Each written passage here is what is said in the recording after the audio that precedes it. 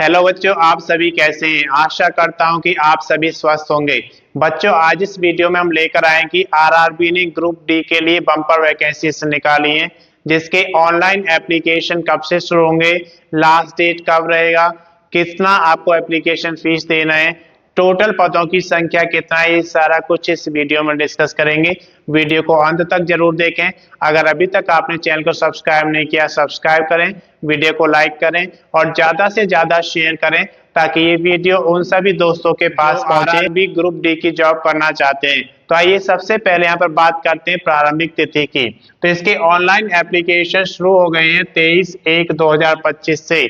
अगर अंतिम तिथि की बात करें तो 22/2/2025 है, यानी कि 22 फरवरी 2025 तक आप इसके ऑनलाइन एप्लीकेशन जमा करा सकते हैं। और एप्लीकेशन फीस की अगर बात करें तो यहाँ पर 24/2/2025 तक आप जमा करा सकते हैं। किस कैटेगरी में कितनी फीस जमा करानी है, जनरल कैटेगरी, ओबीसी या ईडब्ल्यूएस। अगर आप अनरिजर्व यानी कि सामान्य जाति, OBC other backward caste, EWS economically weak section के अंतर्गत आते हैं तो आपको इसके लिए 500 रुपये एप्लीकेशन फीस देना होगा। अगर आप शेड्यूल कास्ट, शेड्यूल ट्राइब्स या फिर आप फिजिकल हैंडीकैप्स हैं या फिर किसी भी कैटेगरी की महिला कैंडिडेट्स हैं तो आपको यहाँ पर 250 रुपये एप्लीकेशन फीस देना होगा। एप्लीकेशन फीस आप कैसे जमा करा सकते हैं? अगर आप यूपीआई के थ्रू करा सकते हैं, अगर आप डेबिट कार्ड यूज करते हैं तो डेबिट कार्ड से करा सकते हैं, अगर आप क्रेडिट कार्ड यूज करते हैं तो क्रेडिट कार्ड से इसका ऑनलाइन एप्लीकेशन फीस जमा करा सकते हैं, या फिर नेट बैंकिंग के थ्रू भी इसका ऑनलाइन एप्लीकेशन फीस जमा करा सकते हैं। आयु की बात करते हैं तो यहाँ पर 1/1/2025 यानी कि 1 जनवरी 2025 को कैलकुलेट की जाएगी। आपकी आयु 18 वर्ष से 36 वर्ष तक होनी चाहिए, कम से कम 18 वर्ष और ज्यादा से ज्यादा 36 वर्ष होनी चाहिए। अगर आप रिजर्व कैटेगरी में आते हैं तो आपको आरआरबी ग्रुप डी नियम के अनुसार यहाँ पर छूट दी जाएगी। योग्यता यहाँ पर 10th पास मांगा गया है, यानी कि किसी भी रिकॉग्नाइज्ड बोर्ड से अगर आपने 10th या फिर मैट्रिक पास किया हुआ है तो आप इसके लिए एलिजिबल हैं, आप इसका फॉर्म फिल कर सकते हैं। पीईटी फिजिकली इफिशिएंसी टेस्ट की अगर बात करें तो पुरुषों के लिए 1 किलोमीटर रेस यहाँ पे मांगा गया है 4 मिनट 15 सेकंड में, और महिलाओं के लिए 1 किलोमीटर 5 मिनट 40 सेकंड में मांगा गया है। इसके बाद कुल पदों की अगर बात करते हैं तो यहाँ पर आप देख सकते हैं 32,438 पदों पर यहाँ पर वैकेंसी निकाली गई है, जो कि ऑल ओवर इंडिया के लिए ग्रुप डी की वैकेंसी है रेलवे के अंतर्गत। इसमें आपको किस जोन में कितनी वैकेंसी है यहाँ पर देख सकते हैं। अगर हम जयपुर की बात करें जो कि राजस्थान में पड़ता है, 1,433 वैकेंसी यहाँ पे दी गई है। प्रयागराज जो कि उत्तर प्रदेश में पड़ता है 2020 वैकेंसी यहाँ पे दी गई है। हुबली में यहाँ पर 530 वैकेंसी है। जबलपुर की बात करें तो 1,614 वैकेंसी दी गई है। भुवनेश्वर जो कि उड़ीसा में पड़ता है, यहाँ पर 964 वैकेंसी है। बिलासपुर में 1,337 वैकेंसी दी गई है। दिल्ली 4,785 वैकेंसी दी गई है, यहाँ पर बहुत ज्यादा वैकेंसीज निकाली गई हैं। चेन्नई की बात करें तो 2,694 वैकेंसी है। गोरखपुर जो कि उत्तर प्रदेश में पड़ता है 1,370 वैकेंसी है। गुवाहाटी जो कि असम में पड़ता है 2,048 वैकेंसी दी गई है। कोलकाता जो कि पश्चिम बंगाल में है 2,861 वैकेंसी है। मुंबई जो कि महाराष्ट्र में है 7,916 वैकेंसी दी गई है, जो कि सबसे ज्यादा वैकेंसी है इस वैकेंसी ग्रुप में। अगर हाजीपुर की बात करते हैं तो 1,251 वैकेंसी है और सिकंदराबाद में 1,642 वैकेंसी दी गई हैं। तो ये जोन के हिसाब से आपको वैकेंसीज दिखाई गई हैं कि किस जोन में कितनी वैकेंसी है, तो आप अपने अकॉर्डिंग जोन को चूज कर सकते हैं और उसमें फॉर्म फिल कर सकते हैं। अब इसके बाद हम बात करते हैं डॉक्यूमेंट्स की। तो जब भी डॉक्यूमेंट्स की अगर बात आती है तो जब आप ऑनलाइन एप्लीकेशन फॉर्म फिल करते हैं तो उस समय आपको कुछ डॉक्यूमेंट्स अपलोड करने होते हैं। कौन कौन से डॉक्यूमेंट्स अपलोड करने होते हैं? आपको एलिजिबिलिटी में आपके क्वालिफिकेशन के डॉक्यूमेंट्स आते हैं, जैसा कि यहाँ पर 10th या फिर आपके पास मैट्रिक का सर्टिफिकेट होना चाहिए। उसके बाद आपके पास आईडी प्रूफ, एक वैलिड आईडी प्रूफ होना चाहिए, उसकी स्कैन कॉपी आपको रखना है। एक वैलिड एड्रेस प्रूफ होना चाहिए, उसकी स्कैन कॉपी आपको रखना है। डोमिसाइल सर्टिफिकेट आपके पास होना चाहिए, और अगर आप रिजर्व कैटेगरी में आते हैं तो तो आपके पास कास्ट सर्टिफिकेट होना चाहिए। इन सभी डॉक्यूमेंट्स की आपको स्कैन कॉपी अपने पास रखना है। उसके बाद फोटो, एक A4 साइज फोटोग्राफ्स आपको अपने पास रखना है, उसकी स्कैन कॉपी रखेंगे। सिग्नेचर की अगर बात करें तो आप एक पेज पर सिग्नेचर करेंगे और उसको भी आपको स्कैन कॉपी में रखना है। तो ये सारे डॉक्यूमेंट्स आपके पास स्कैन कॉपी में होने चाहिए। जब आप ऑनलाइन एप्लीकेशन फॉर्म फिल करते हैं उस समय ये सारे डॉक्यूमेंट्स आपको अपलोड करने होंगे। इसके बाद बात करते हैं हम बेसिक डिटेल्स की। तो जब ऑनलाइन एप्लीकेशन आप शुरू करते हैं तो उसमें आपको बेसिक डिटेल्स देनी होती हैं, जैसे आपका क्वालिफिकेशन, आपका डेट ऑफ बर्थ, नेम, आपके फादर्स नेम, इसके बाद आपको डेट ऑफ बर्थ देना होता है। ये सारी बेसिक डिटेल्स देने के बाद आपका एड्रेस मांगा जाता है। अगर आपका परमानेंट एड्रेस और मेलिंग एड्रेस अलग अलग है तो दोनों एड्रेस आपको देने होते हैं। उसके बाद जब बेसिक डिटेल्स फिल हो जाएगी तब ये सारे डॉक्यूमेंट्स आपको अपलोड करने होते हैं। जब डॉक्यूमेंट्स अपलोड हो जाएंगे तो आप उसका प्रीव्यू चेक करेंगे। प्रीव्यू चेक करने से आपको एक बेनिफिट मिलता है कि अगर आपने कोई गलती की है तो आपको उसे सुधारने का मौका मिल जाता है।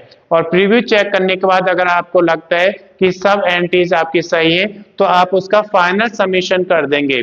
और जब फाइनल सबमिशन हो जाएगा तब उसका आप प्रिंट आउट लेंगे।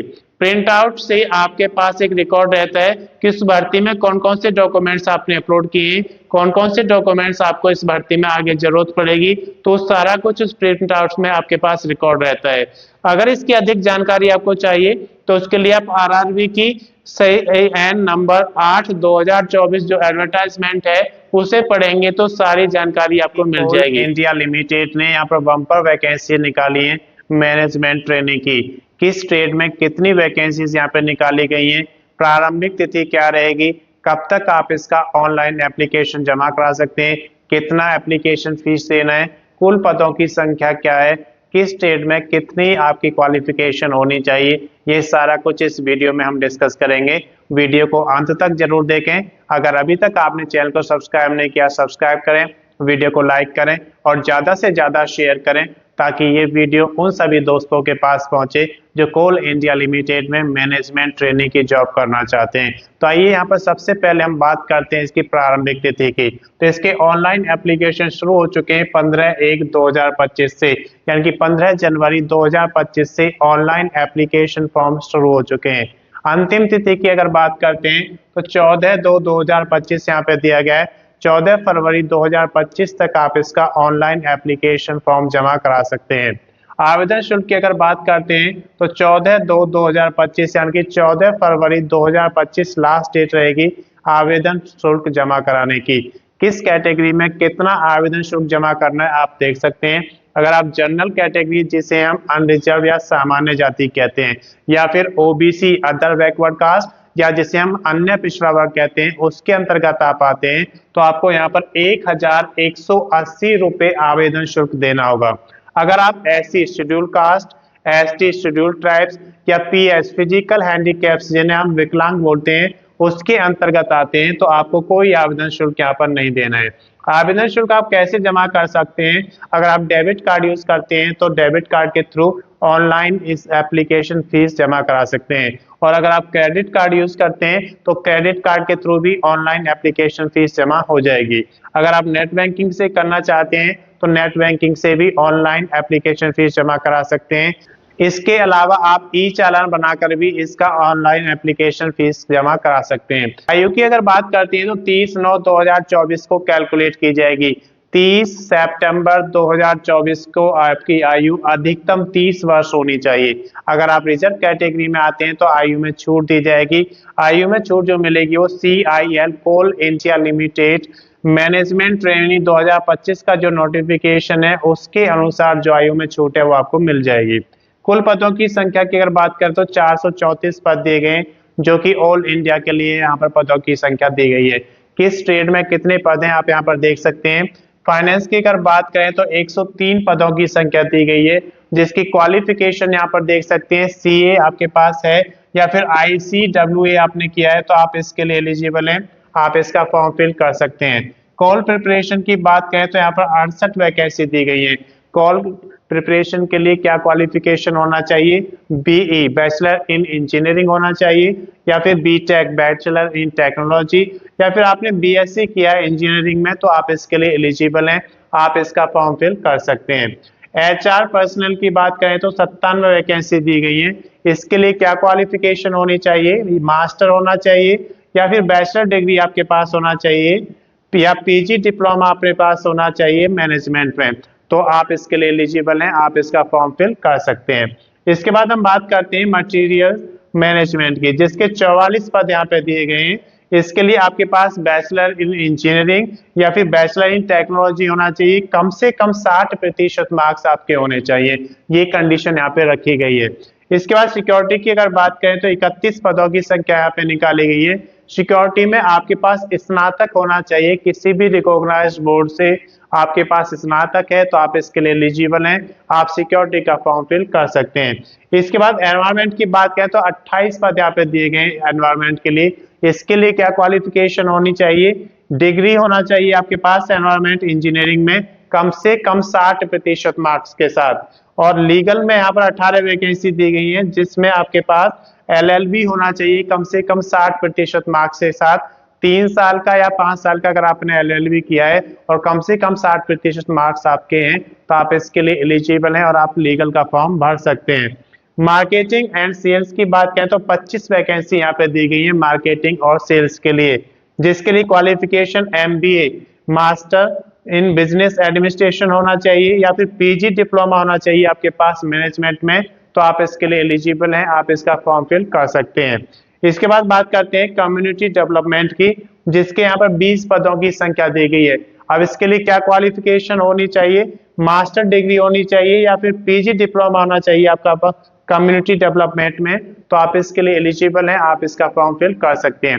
इसके बाद हम बात करते हैं यहाँ पर डॉक्यूमेंट्स की, तो जब भी आप ऑनलाइन फॉर्म फिल करते हैं तो उसमें आपको कुछ डॉक्यूमेंट्स अपलोड करने होते हैं। कौन कौन से डॉक्यूमेंट्स आपके पास होने चाहिए, जैसे क्वालिफिकेशन के डॉक्यूमेंट्स, इसमें जिस फॉर्म को आपको फिल करना है जिसके लिए उसके अकॉर्डिंग क्या क्वालिफिकेशन उसके चाहिए, उसके डॉक्यूमेंट्स स्कैन कॉपी में आपके पास होने चाहिए।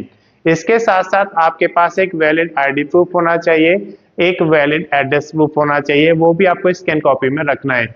फिर इसमें आपको डोमिसाइल सर्टिफिकेट अपना रखना होता है स्कैन कॉपी में, क्योंकि आप किस स्टेट में रहते हैं उसके लिए डोमिसाइल सर्टिफिकेट आपके पास होना चाहिए। अगर आप रिजर्व कैटेगरी में आते हैं तो आपके पास उसका कास्ट सर्टिफिकेट होना चाहिए। ये सारे डॉक्यूमेंट्स आपको स्कैन कॉपी में रखने हैं। इसके अलावा आपको एक फोटो रखना है जो स्कैन कॉपी में होना चाहिए, और एक पेज पर आप सिग्नेचर करेंगे वो भी स्कैन कॉपी में होना चाहिए।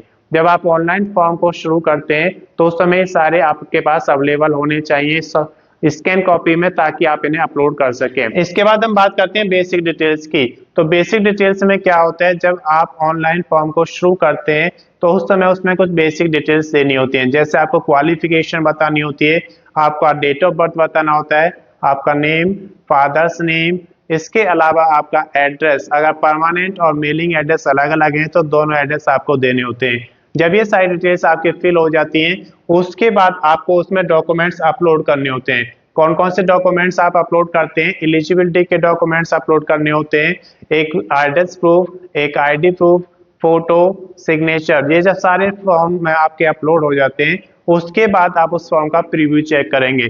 प्रीव्यू चेक करने से आपको एक बेनिफिट मिलता है कि अगर कोई गलती होती है तो आप उसे सुधार लेते हैं, और प्रीव्यू चेक करने के बाद अगर आपको लगता है कि कोई गलती नहीं की है तो आप उसका फाइनल सबमिशन कर देंगे। सबमिशन के बाद आप उसका प्रिंट आउट लेंगे। प्रिंट आउट लेने से आपके पास एक रिकॉर्ड रहता है कि उस भर्ती में कौन कौन से डॉक्यूमेंट्स अपलोड किए हैं, आगे भर्ती में कौन कौन से डॉक्यूमेंट्स आपको रेडी रखने हैं, तो ये सारा रिकॉर्ड आपके पास रहता है, और आप जैसे जैसे भर्ती में आगे बढ़ेंगे तो वो रिकॉर्ड आपके पास सुरक्षित रहेगा।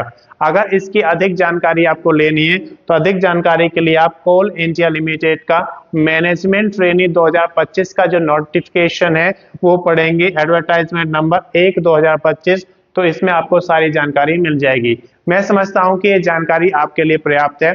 अगर अभी तक आपने चैनल को सब्सक्राइब नहीं किया, सब्सक्राइब करें, वीडियो को लाइक करें और ज़्यादा से ज़्यादा शेयर करें ताकि ये वीडियो उन सभी दोस्तों के पास पहुंचे जो कोल इंडिया लिमिटेड में मैनेजमेंट ट्रेनी की जॉब करना चाहते हैं। धन्यवाद।